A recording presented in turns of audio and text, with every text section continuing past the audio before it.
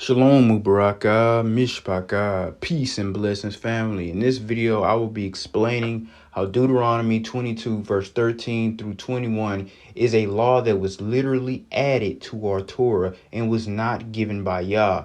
Now, if I am wrong, that would make me in violation of Deuteronomy chapter 4 verse 2, as I will be sinning by taking away from the words of Yah. So I'm not going to give you no opinions. I'm not going to give you any words out of my own mouth. I'm going to give you the facts.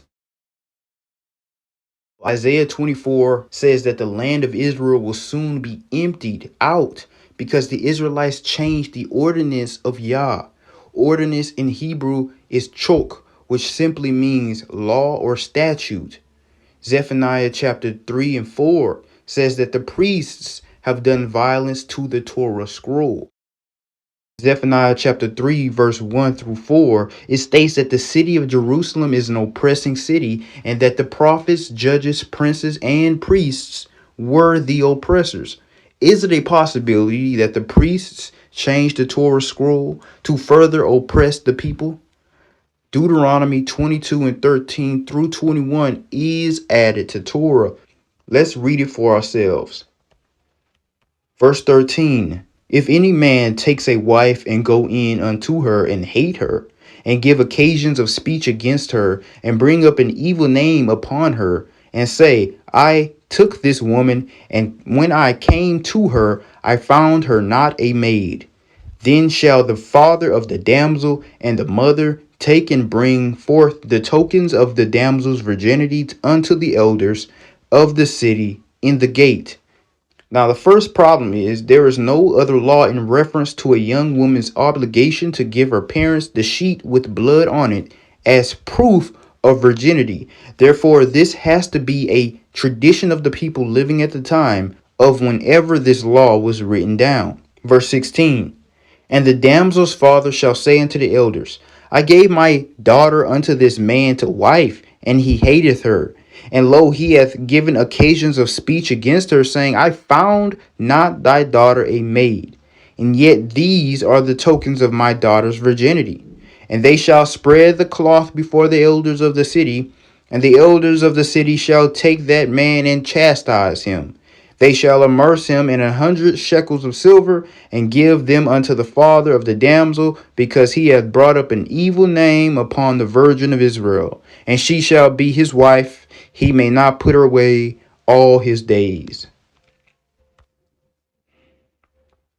Now, the second problem is the man bears false witness against his wife, claiming she did a sin worthy of death, yet the man is not put to death.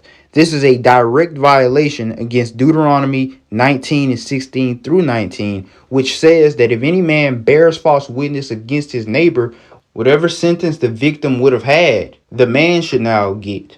Meaning, in this case, the husband should be put to death for trying to get his wife put to death. However, he's not. He's simply chastised. Verse 20. But if this thing be true, and the tokens of virginity be not found for the damsel, then they shall bring out the damsel to the door of her father's house, and the men of her city shall stone her with stones that she die, because she hath wrought folly in Israel to play the whore in her father's house. So shalt thou put away evil from among you. Now, the third problem is the young woman is put to death despite the lack of witnesses that she played the whore. Deuteronomy 19 and 15 specifically says that a minimum of 2 witnesses are required to be eligible to be put to death. But in this case, there are absolutely no witnesses, yet she is still put to death. Fourth problem. Yah created the human body. No one on earth, no one in the heavens can match his handiwork. Yah could not have given this law because Yah knows that tokens of virginity simply do not exist. This is a simple superstition or an old wives' tale, because scientifically speaking, the hymens of virgins only tear 43% of the time. Almost 60% of women reported no bleeding on their first time having sex. It is even possible that a woman can be pregnant with her hymen still intact. pregnant, and her hymen's still not broken. We know that Rebekah rode upon a camel to meet Isaac, but some women's hymens are so thin that they can break from riding upon animals. Virgin women in the Old Testament traditionally danced, but a woman's hymen can also break from dancing and other forms of exercise. And some women are born with absolutely no hymen at all. Now, the fifth problem is Yah could not have given this law because it is just unjust and therefore unrighteous. Only the alleged whore was put to death, and not the whore makers, not the men that she lied with. Populations at the time were small, so the men would be easy to find. The Hebrew version of Deuteronomy 23 and 17 specifically forbids men from being whoremongers, just as it forbids women from being whores.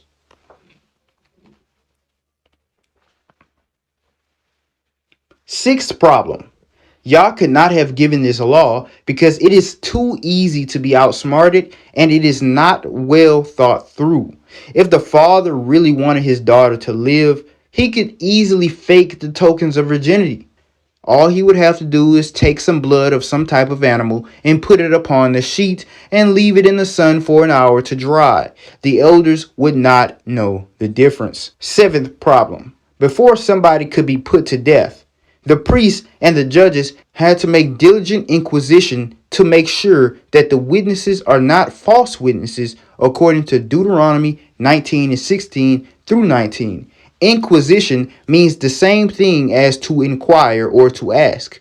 This means that the priest should go before Yah and use the Urim and Thummim for judgment, just as we see in Exodus 28 and 30. But in this case, there are no witnesses. Therefore, this would be a complete waste of time for Yah and the priest. The eighth problem. This law would cause too many revolts and battles and even wars because Israelite men have always been overprotective of their daughters and their sisters, especially if they knew that they were innocent the entire time. Now, why would this law be added to oppress people? Well, it is not likely that this law was added intentionally to oppress women, but to make sure that the husband got what he paid for. In order for a man to marry a virgin, he had to pay the father a dowry of up to 50 shekels of silver.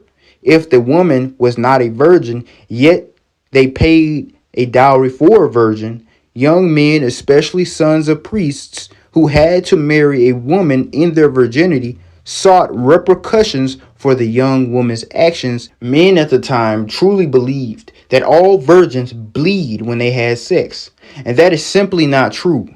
If this law was truly given by the Almighty, he would have at least said that the whore's woman and the men she played the whore with should be put to death, as whoredom is forbidden for both men and women according to the Hebrew version of Deuteronomy 23 and 17.